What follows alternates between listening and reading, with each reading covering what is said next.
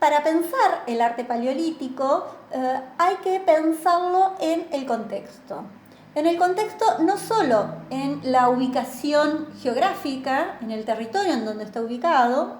Yo aquí les mencioné porque vamos a ir dividiendo, nos vamos a dedicar por un lado a lo que es este arte paleolítico superior europeo y luego nos vamos a venir a América, específicamente a Argentina y todos los hallazgos tanto en lo que va a ser Puna y Patagonia, pero eso va más adelante. Por ahora nos quedamos en Europa, que iríamos desde lo que sería hoy Portugal hasta la zona de Montes Urales. Fíjense la riqueza y la gran cantidad de sitios. Por el otro lado, también pensar en estas representaciones en el contexto en donde se ubicaban, ¿no? Se ubicaban en las paredes de las cuevas. ¿En qué lugar? Una zona que era de fácil acceso, al que todos podían observar o llegar, y que sí o sí tenían que pasar, o una zona de difícil acceso. Vamos a encontrar representaciones en lugares de fácil y en lugares mucho más restringidos. Y también vamos a encontrar representaciones en aleros, en superficies que estaban al aire libre, lo cual habla también de una convivencia con este espacio, podríamos decir, doméstico, más cotidiano en las representaciones. Y otro eje a tener en cuenta es las distintas técnicas y materiales. Yo allí les puse un dibujo de cómo se iban trabajando los distintos óxidos, o sea, minerales, materiales que se encontraban en la naturaleza, óxido de hierro, de manganeso, carbones naturales, ¿no?, que se iban desarrollando.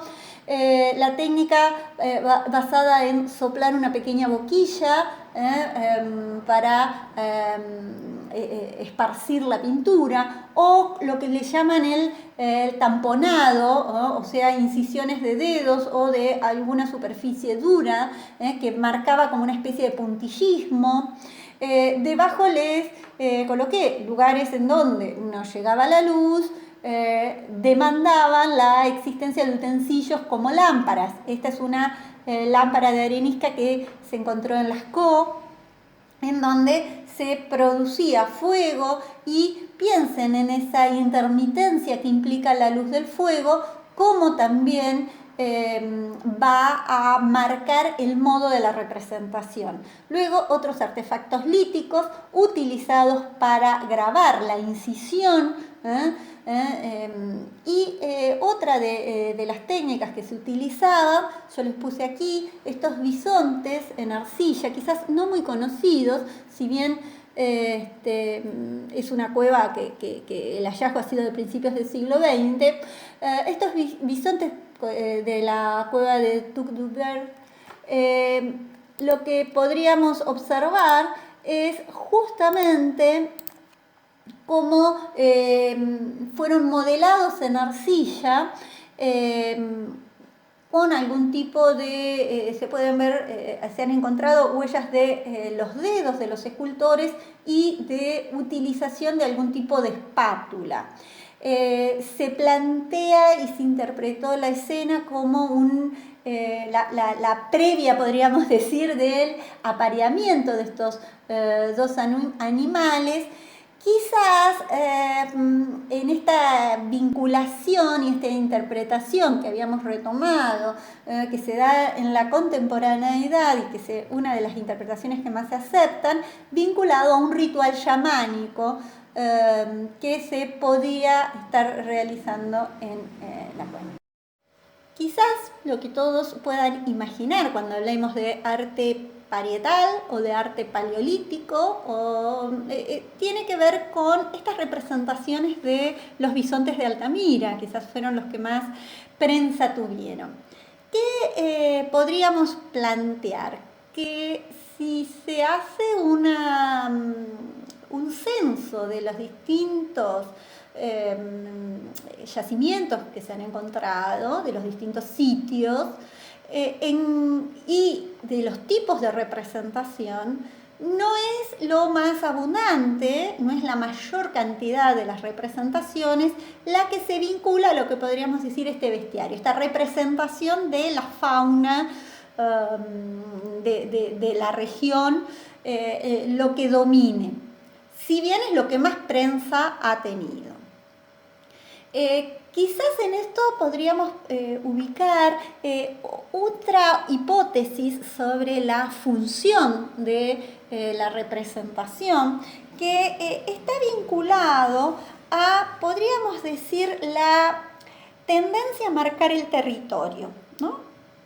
Si bien eran pueblos nómadas, las posibilidades de su establecimiento, de su expansión, se puede ubicar aproximadamente en unos 80 kilómetros a la redonda, ¿no?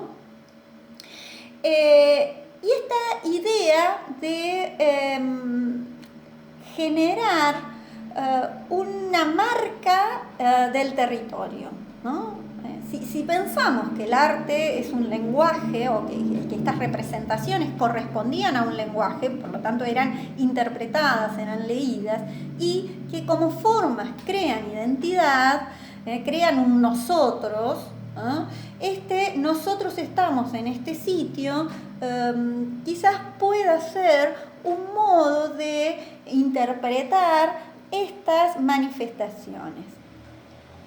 Que ello también nos lleva a, si ustedes se fijan, hay una superposición, hay distintos momentos de ocupación. Por ejemplo, yo ahí les presento una imagen de Llobet o en la misma Altamira. ¿Por qué se pinta y se vuelve a pintar y se vuelve a pintar en un mismo sitio? Porque bueno, obviamente ese sitio tenía alguna cualidad que lo hacía especial.